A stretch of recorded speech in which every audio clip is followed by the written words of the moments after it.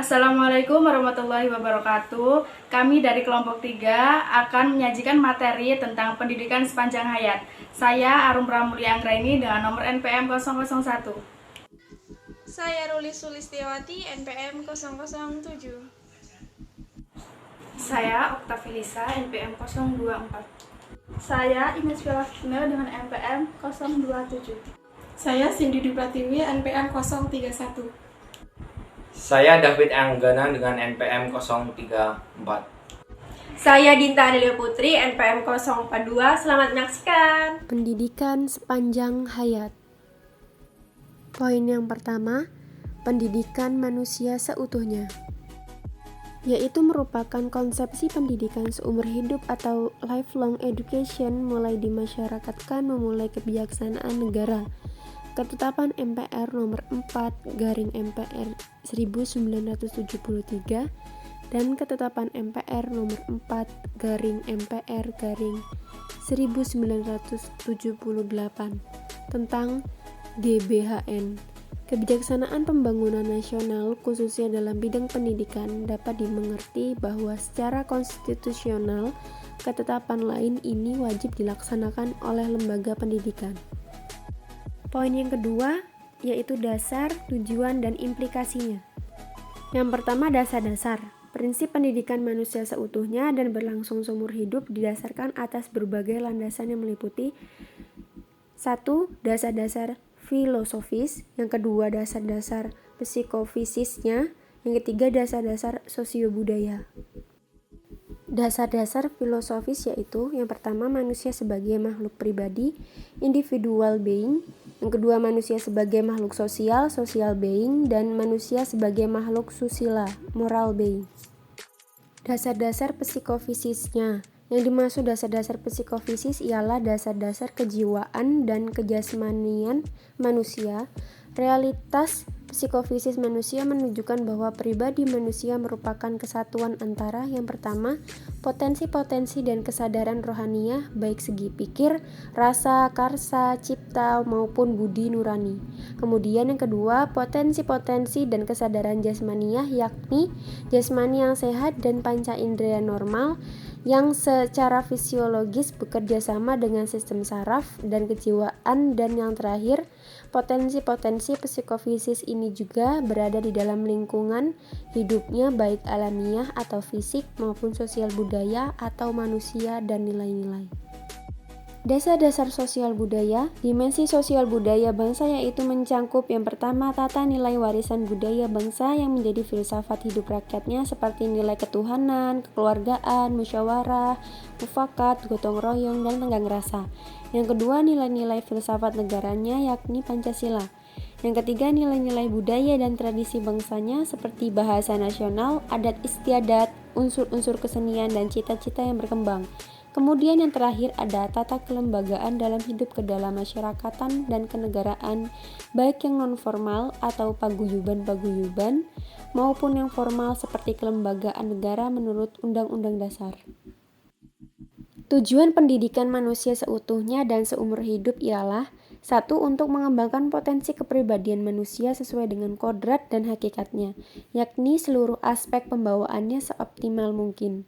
Yang kedua, berlangsung selama manusia hidup seirama dengan pertumbuhan kepribadian manusia yang bersifat dinamis. Implikasi ialah akibat langsung atau konsekuensi dari suatu keputusan. Jadi implikasi itu sesuatu yang merupakan tindak lanjut dari suatu kebijakan atau keputusan. Segi-segi implikasi dari konsepsi pendidikan manusia seutuhnya dan seumur hidup yaitu ada manusia seutuhnya sebagai subjek didik atau sasaran didik. Yang kedua, proses berlangsungnya pendidikan yakni waktunya seumur hidup manusia. Poin berikutnya yaitu eksistensi pendidikan sepanjang hayat. Eksistensi pendidikan sepanjang hayat. Pendidikan sepanjang hayat atau lifelong education dalam prakteknya sudah dilaksanakan oleh manusia sejak manusia ada di dunia ini. Namun secara konsepsional, lifelong education merupakan suatu konsep baru dalam pendidikan.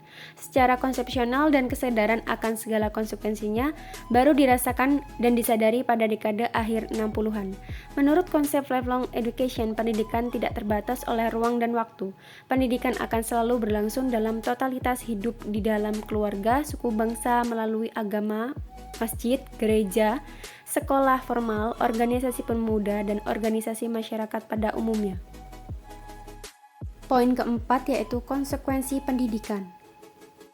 Yang pertama ada sikap positif terhadap kerjasama dan tolong-menolong dalam keluarga dan sesama manusia, terhadap pekerjaan masyarakat dan pembangunan nasional, dan juga terhadap belajar yang tidak pernah selesai serta pengembangan nilai-nilai etis. Yang kedua, ada menguasai huruf dan angka secara fungsional. Yang ketiga, memiliki pandangan yang ilmiah serta mengerti proses alam dan sekelilingnya. Yang keempat, pengetahuan fungsional dan keterampilan berkeluarga termasuk di dalamnya melindungi kesehatan keluarga, keluarga berencana, memelihara bayi dan anak, dan sebagainya. Yang kelima, ada pengetahuan fungsional serta keterampilan untuk mencari nafkah. Yang keenam, ada pengetahuan fungsional serta keterampilan agar mampu berpartisipasi dalam masyarakat, termasuk pengetahuan tentang sejarah nasional, ideologi, struktur pemerintahan serta fungsinya, pajak, hak-hak dan kewajiban sebagai warga negara, dan sebagainya. Poin kelima ada pembaruan sistem persekolahan.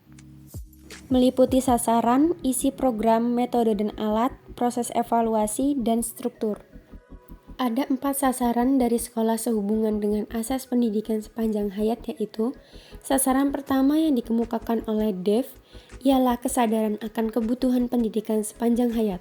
Sasaran kedua yang dikemukakan oleh DEF ialah peningkatan faktor educability. Yang penting dalam hal ini adalah mengembangkan mekanisme belajar daripada pengetahuan khusus dalam berbagai lapangan. Sasaran ketiga yang dikemukakan oleh DEF dalam rumusan exposure to broad areas of learning. Siswa harus memperoleh keluasan dalam pemilihan studinya. Sasaran yang keempat, menghubungkan pengalaman sekolah dengan pengalaman luar sekolah, atau dengan kata lain, mengintegrasikan situasi pendidikan yang berbeda. Isi program, silabus mesti fleksibel dan memuat dasar yang luas untuk belajar berikutnya. Murid mesti diberikan landasan yang kuat dan alat-alat yang diperlukan dalam studi berikutnya. Metode dan alat. Yang pertama perlu dikembangkan ialah kerja bebas, independent work. Siswa mesti berdiri secara otonom dan percaya akan kemampuannya dalam belajar sendiri. Seperti DEF mengemukakan, every learner should become. Selanjutnya yang perlu dikembangkan untuk belajar yang disebut reciprocal learning. Cara belajar saling memberi, tukar-menukar pengalaman atau pengetahuan, sehingga murid dapat saling membantu dan saling mendorong satu sama lain. Supaya pendidikan berjalan secara efektif dan efisien, penggunaan teknologi tersebut tidak secara pasif melainkan juga secara aktif. Proses evaluasi. Tujuan evaluasi tidak lagi ditujukan sebagai proses pemilihan yang biasa mengakibatkan pengulangan kelas dan kegagalan, atau bagi masyarakat ini adalah hal mahal sehingga bagi individu mengakibatkan frustasi. Evaluasi mesti mempunyai fungsi formatif. Struktur. Sekolah berdasarkan pendidikan sepanjang hayat tidak boleh merupakan suatu lembaga yang terisolasi, yang terpisah dari lingkungan dan masyarakatnya. Secara vertikal, sekolah harus merupakan suatu kesatuan dengan tingkat-tingkat yang lainnya, baik di bawahnya atau di atasnya. Poin keenam yaitu pendidikan recurrent atau recurrent education. Recurrent education merupakan sistem yang terutama akan menyangkut orang-orang dewasa dan mendapatkan tempat yang layak dalam konsep pendidikan sepanjang hayat. Contoh recurrent education di Yugoslavia, di beberapa fakultas negeri diperkenalkan sistem diploma. Program 4 tahun dibagi menjadi 4 bagian yang masing-masing mengarahkan kepada pencapaian diploma. Poin yang terakhir adalah peranan media komunikasi massa. Media komunikasi massa memegang peranan yang sangat penting dalam pelaksanaan pendidikan sepanjang hayat. Di Indonesia sedang dikembangkan apa yang disebut dengan SBJJ atau Sistem Belajar Jarak Jauh. Radio dan televisi memegang peranan yang sangat penting dalam pelaksanaan pendidikan luar sekolah, khususnya pendidikan orang dewasa. Radio akan memberi pelayanan terhadap penduduk di perdesaan dalam meningkatkan pengetahuan, keterampilan dasar, dan memberi dorongan untuk ikut serta secara aktif dalam usaha pembangunan bangsanya. Itulah pemaparan materi dari kelompok kami. Kami ucapkan terima kasih. Wassalamualaikum warahmatullahi wabarakatuh.